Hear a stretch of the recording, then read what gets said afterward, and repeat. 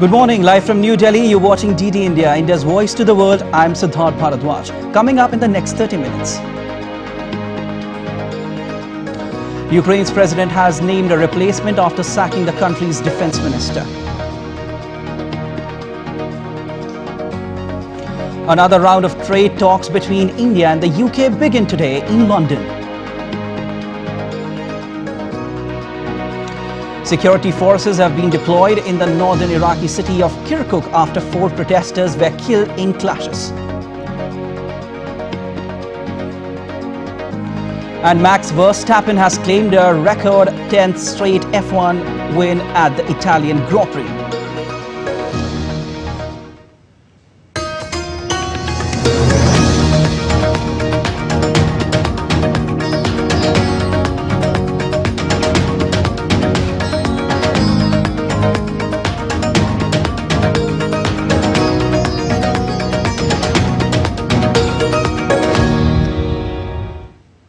A year and a half into Russia's invasion of Ukraine, its President Volodymyr Zelensky has sacked the defense minister Oleksiy Reznikov and replacing him with Rustem Umerov. The change is yet to be approved by parliament. However, it's likely to be supported by a majority of lawmakers.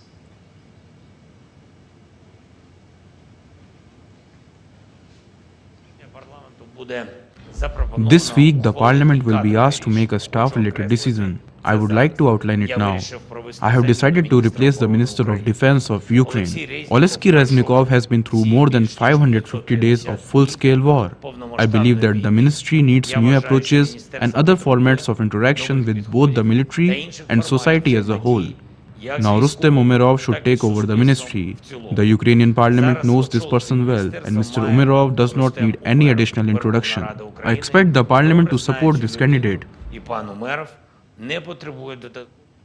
Meanwhile, Zelensky has announced that he's struck a deal with France to train its fighter pilots, adding that during his conversation with French President Emmanuel Macron, the pair also discussed what Paris could do to help and protect the Kyiv further without giving any more detail.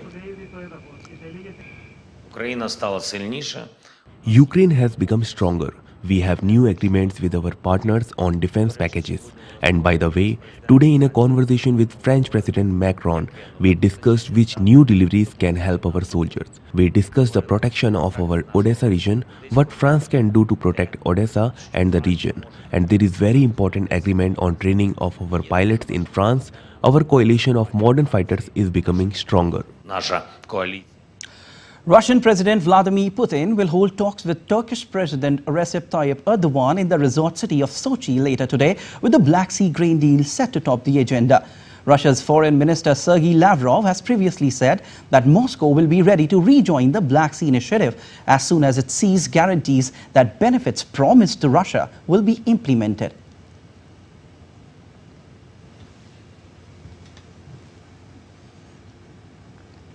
Another round of trade talks between India and the UK begin on Monday as efforts intensify to bring a free trade agreement over the line. Officials say they are hopeful the deal will be finalized soon. DD India correspondent Megumi Lim reports from London. Well, this will be the 13th round of talks between India and the UK. The British government is hoping the deal will help reduce tariffs on key exports such as cars, legal services and whiskey. And India is hoping to increase visa access to the UK for skilled workers in IT and healthcare. The UK is the largest European market for IT services from India, but the possibility of more migration from India to the UK has been a sticky issue throughout negotiations. It is a politically sensitive topic in Britain, where the government has vowed to bring down net migration. Another hurdle that has come up recently is concerns over conflict of interest. Some members of parliament in the UK have called for Prime Minister Rishi Sunak to be more transparent about his family's financial interests in India. Sunak's wife owns shares worth more than $600 million in Indian IT services company Infosys, which could stand to benefit from the FTA. But officials are optimistic that these issues can be resolved on the sidelines of the upcoming G20 Summit, which will take place in New Delhi from September 9th. The deal is aimed at doubling bilateral trade between the UK and India by the year 2030. In the year to March, more than 20 billion US dollars in goods and services was traded between the two countries. Megumi Lim in London reporting for DD India. At least 4 people have been killed and more than a dozen others injured after clashes erupted between ethnic groups in the northern Iraqi oil city of Kirkuk. It's understood the violence began when a group of Kurdish protesters approached the camp. The dispute centers on a building in Kirkuk that was once the headquarters for the Kurdistan Democratic Party, but which the Iraqi army has used a base since 2017. Israeli Prime Minister Benjamin Netanyahu held bilateral talks with the Cypriot president in Nicosia on Sunday, ahead of today's trilateral meeting with the Greek Prime Minister. It's understood they spoke about the energy cooperation and Israel's relations with the European Union, with Netanyahu having this to say after the meeting. Our commitment to democracy and our common interest in the region, to fight radicalism, to fight terrorism, to fight those who don't share our worldview and want to destroy our world. The combination of these things has made this association, this partnership, real, and it becomes stronger with each passing year. So number one, I thank you for your friendship, and I want to say that this visit, both bilaterally and of course with our tripartite meeting tomorrow, will strengthen even more. It happens from one meeting to the other, it gets stronger and stronger. That's reflected by things that you can see here in Cyprus. You can see the number of Israeli tourists growing all the time, tremendously. And it's something that I think also creates a people-to-people bond. US President Joe Biden says he's disappointed that his Chinese counterpart Xi Jinping is reportedly planning to skip the G20 Summit here in New Delhi this week. Chinese Premier Li Qiang is expected to represent Beijing at the meeting in the Indian capital, with Biden set to arrive for a 3-day visit on Thursday. Not publicly.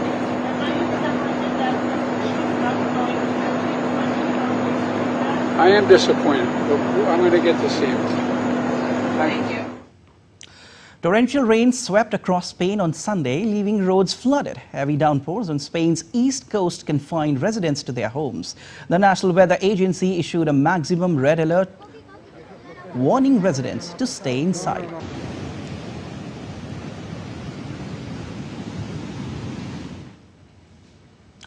Dozens of people have been injured in the southeast of Taiwan, which has been smashed by Typhoon Haikui, the first to directly hit the country in the last 4 years. Domestic flights and ferry services to surrounding islands have also been cancelled, with around 3,000 people also evacuated. Soldiers have been deployed to help with flood relief and evacuation efforts, while many areas remain without power.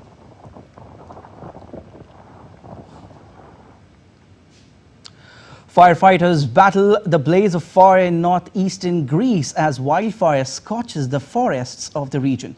The wildfires in the northeastern region of Evros has killed at least 20 people, destroying homes and livelihoods. While summer wildfires are not uncommon in Greece, the government says conditions with scientists linked to climate change have made them more intense this year.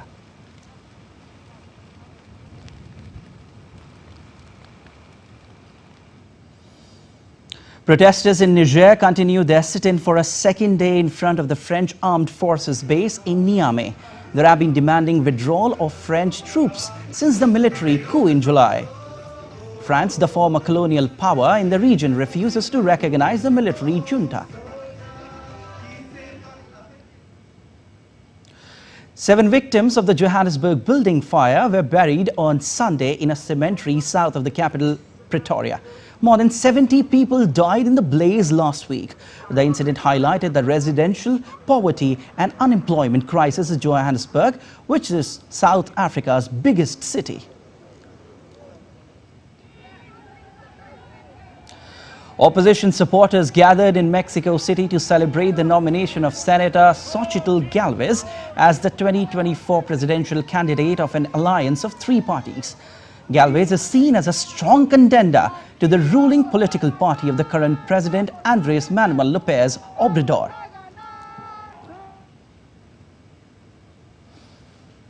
Zimbabwe's president-elect will be sworn on Monday in the capital city of Harare. Emerson Mnangagwa won a second term in the elections last month. The August elections were affected by delays and opposition claims of rigging and voter suppression, which the government denies. Still to come on this edition of DD India Live.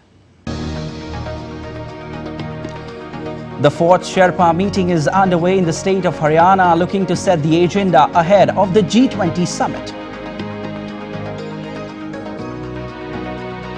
India are set to lock horns against Nepal in their second encounter of Asia Cup 2023.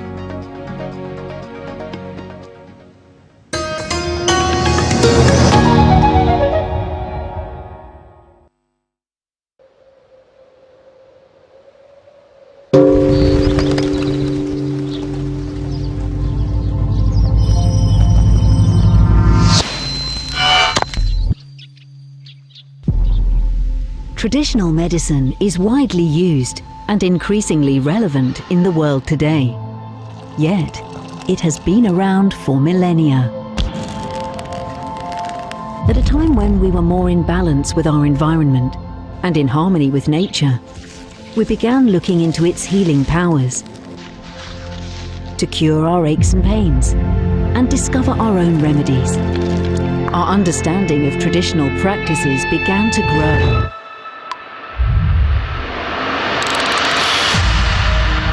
Now over 80% of the world's population use traditional medicine. It's also the foundation for many modern medicines and practices. Some 40% of the approved pharmaceutical products in use today come from natural substances like tree barks and plant roots. So why don't national health strategies fully take all this into account? To answer these and other questions, we welcome the World Health Organization's new Global Center for Traditional Medicine. A bold new vision that starts in Jamnagar, Gujarat in India, but has a truly global reach. A center to support evidence and data, sustainability and innovation, bringing together the latest knowledge and technology to advance our understanding of methods already in use by billions of people. Catalyzing ancient wisdom and modern science has never been more needed as we strive towards our global health objectives to keep the world healthy and safe, to serve those in the most vulnerable situations and promote good health and well-being for everyone. Let's take a bold new look at this most ancient and most modern practice. Welcome to WHO's Global Center for Traditional Medicine.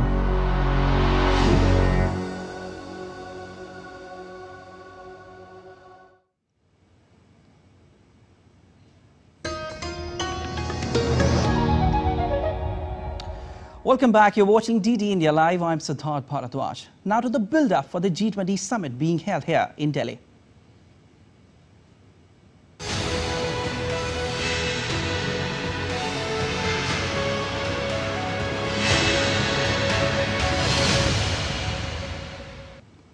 The fourth and final meeting of the G20 Sherpas began on Sunday at the New of northern state of Haryana, close to national capital Delhi. The Sherpas represent the different nations taking part and their talks and foundations for the upcoming G20 Summit, which will start in New Delhi on Saturday. Amritpal Singh reports from New.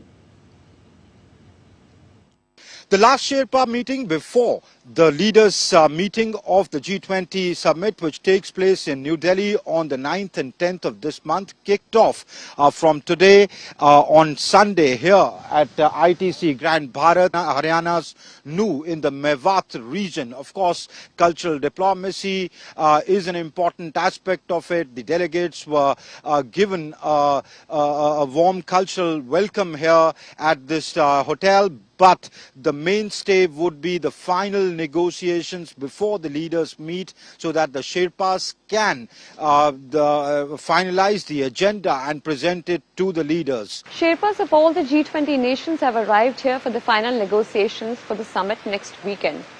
They will decide on the content of the joint communique that will be presented on the 9th and the 10th of September. The main task ahead for the Sherpa and the finance track will be forging the final leaders' declaration. Though there is consensus on many issues like women-led development, working towards accelerating the progress on the sustainable development goals, looking at startups, giving the startup ecosystem a push, accelerated and resilient growth, disaster-resilient infrastructure, the needs, concerns, aspirations of the global south being factored into the global narrative, but there remain differences as well. The divergences are mainly the big elephant in the room is the ongoing Russia-Ukraine conflict. Given the deep divisions that exist within Russia and the West, the Sherpas are trying hard to see if some sort of understanding can be achieved on that and the way forward. India during its presidency has been consistently advocating dialogue and diplomacy, and that is what India would want to push, and so that it can be presented to the leaders to come to a conclusive Delhi declaration by the end of the G20 summit. With my colleague Jessica Taneja and cameraman Bhim Singh, this is Amritpal Singh for DD India in Haryana's Mewat. As New Delhi prepares to hold the G20 Leaders Summit in the 9th and 10th of September, India's presidency of G20 is being seen as an unprecedented opportunity for steering international coordination towards economic stability and prosperity. With the motto of Vasudhaiva Kutumbakam, or One Earth, One Family, One Future, India has held more than 200 meetings in 60 cities covering 28 states and union territories, as Amritpal Singh reports.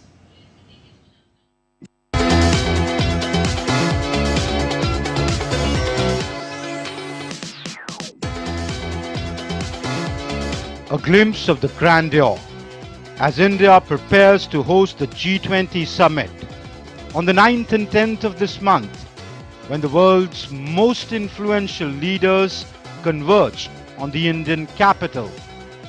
As anticipation mounts for the final discussions and collaborations at the 18th G20 Summit that will shape global policies and initiatives, it's clear that India has made significant progress on the world stage.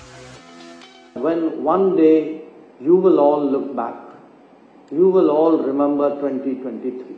2023 as a big year for India, as a year when our G20 presidency put us on a different place in the map of the world. In the over 200 meetings held so far under India's presidency, India has committed itself to exploiting the linkages between economic growth, gender equality, peace and security, and the use of technological innovations for universal benefit. The agenda of inclusive growth is well manifested in the priorities set by India's presidency. The priorities include green development, climate finance, life or lifestyle for environment, accelerated inclusive and resilient growth, technological transformation, and digital public infrastructure, multilateral institutions for the 21st century, and women-led development. The challenge before the world is really to accelerate the pace of growth. That's the number one challenge to my mind. And the second big challenge before the world is that there are huge global debt vulnerabilities. If 1/3 of the world is suffering from slow growth, there's another 75 countries which are suffering from global debt crisis. The other big challenge is that only 12% of the SDGs are on track, and we are way behind. Both the cost of living crisis as well as the impact of COVID has set us back. On the sustainable development front, India has been able to build consensus on the 2023 G20 Action Plan that aims to promote collective actions for transformative transitions in order to accelerate progress on the 2030 Agenda and its sustainable development goals, and for achieving inclusive and sustainable development for all. when you say that in G20, Vasudhaiva Kutumbakam, when we say one earth, one family, one future, the world believes that. They do not think this is an empty slogan made for a conference. They actually have seen in the behavior of India. Among other things that India has brought to the table is Startup 20, which is the first of its kind official engagement group initiated under India's presidency of G20. The engagement group aims to act as the voice of the global startup ecosystem, bringing together varied stakeholders on a common platform. The objective is to raise the joint annual investment of G20 nations in the global startup ecosystem to $1 trillion by 2030. India's leadership has come at a very crucial period. The world collectively is recovering from the after effects of the pandemic and reeling under the heat of the Russia-Ukraine conflict. Inflationary situations worldwide have been highly unfavorable for the poor, as is a risk for global recession which looms large. In this context, India's advocacy for emergence of Global South is a call for equitable distribution of global resources, a democratic world order, and better living conditions for all, even as it's an opportunity for India to establish a new world order with the mission and vision of world harmony through global justice and social welfare. Amritpal Singh, DD India. Indian Prime Minister Narendra Modi had ambitious goals when he assumed the presidency of the G20 9 months ago. He promised nothing less than the inclusive development of the world, to include all nations, not just the rich ones that the G20 represents. So under its G20 presidency, one of the aims of India and other G20 nations has been to reform the multinational institutions that are now decades old. More in this report. When India took over as chairman of the G20 group in December last year, Prime Minister Modi made it clear that its focus would be on the inclusive development of the world. India's goals, he said, would be ambitious, decisive, inclusive and action-oriented. Amid conflicts of interests and the dominance of strong nations on the global stage, India has decided that reforming decades-old multinational institutions will be one of the G20's main priorities. Prime Minister Modi, while addressing the US Congress, also called for the reform of multilateral development banks. This was also discussed in the joint press conference of the Prime Minister and US President Joe Biden. The rules of global partnership were drawn up after World War II. 44 countries met at Bretton Woods and set up institutions like the IMF and the World Bank. The question of whether and how to reform these institutions has been raised for many years. During its presidency of the G20, India has put this issue at the center of discussions. Not just reforming the IMF and the World Bank, but also the World Trade Organization. In the G20 ministers' meeting for trade and investment, Prime Minister Modi raised the need to reform the WTO, to change it as global circumstances change. India believes in a rule-based, open, inclusive, multilateral trading system with the WTO at its core. India has advocated the concerns of the Global South at the 12th WTO Ministerial Conference. During the BRICS summit, PM Modi once again raised the issue of reform of the United Nations Security Council. Although experts believe that reforms in multi-purpose institutions may take a long time, but on the platform of G20, reforms in the world's multi-purpose institutions have definitely got wide consent. Many countries want to see changes in global institutions, but there are also countries who resist change. Some of them fear that they lose power or influence. G20 is a more united group than most, and it's working hard under India's presidency to change these institutions for the better. With camera person Jagmohan, this is Siddharth with Ajay Mishra for DD India, New Delhi. Well, as India prepares to host the G20 Summit, government delegations have already been working to address the digital divide in other developing nations. South Africa has the highest level of internet poverty within the current bloc of BRICS nations and is more than a decade behind schedule to switch off analog television broadcasts. Mark Roughton has more from Cape Town. South Africa successfully launched digital terrestrial television broadcasts 15 years ago. But the process of switching off analog signals has faced multiple delays, including court challenges. Broadcasters have feared a drop in advertising revenue and viewership. State broadcaster the SABC saw advertising revenue drop by 35% between 2018 and 2022. Viewership last year was just over half of the broadcaster's 44% target. I think there are some people, they still have the analog as a backup, but they have the digital in their bedrooms or in the dining. But I have seen a lot of people using the analog in the dining rooms. At the end of July, another band of analog signal was switched off. The move paves the way for more radio bandwidth to be auctioned off to internet and mobile service providers. We were more focusing now on clearing the spectrum below 800 and 694 for telcos to take advantage of that, so that they are able to produce their 5Gs, so that they are able to produce them even for the far-flung areas. The recent gathering of BRICS Ministers of Communications in Cape Town allowed members of India's Department of Telecommunications to share insights into how increasing the available bandwidth can lift citizens out of digital poverty. Digital infrastructure and skilled manpower have been the biggest contributors to the resilient growth of India. We firmly believe that by extending the benefits of ICT to all the sections of the society, we can foster social equity and create a more inclusive and participatory digital ecosystem. 43% of South Africans still live in internet poverty. They also pay more for data than any other BRICS nation.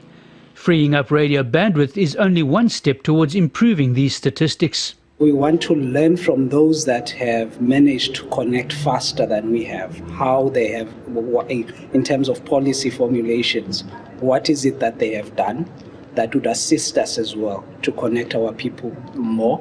It is easy to argue that a single device which allows you to communicate, learn and work whenever you wish is far more advanced than a big box which dictates what you get to watch and when you get to watch it. But until the content on this device is affordable for everyone, the digital divide is not going to be breached. South Africa's next auction of radio spectrum is expected next year. As more bandwidth opens up, consumers will hope to see data costs come down. Mark Roughton in Cape Town reporting for DD India. In sport, Max Verstappen set a new Formula One record at the Italian Grand Prix. After passing Carlos Sainz for the lead, Verstappen was untroubled as he took a 10th win on the trot to surpass the record previously held by Sebastian Vettel.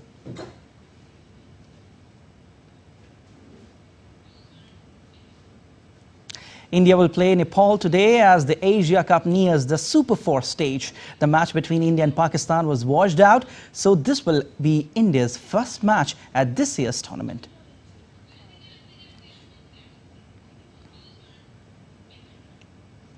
Well, that's all for this edition of DD India Live, but let us know your thoughts on the news of the day. You can connect with us on Facebook, X formerly known as Twitter, and Instagram. We will be back with more news as it breaks here on DD India. I'm Prasar Bharati from all of us here in Delhi. Thanks for watching DD India Live.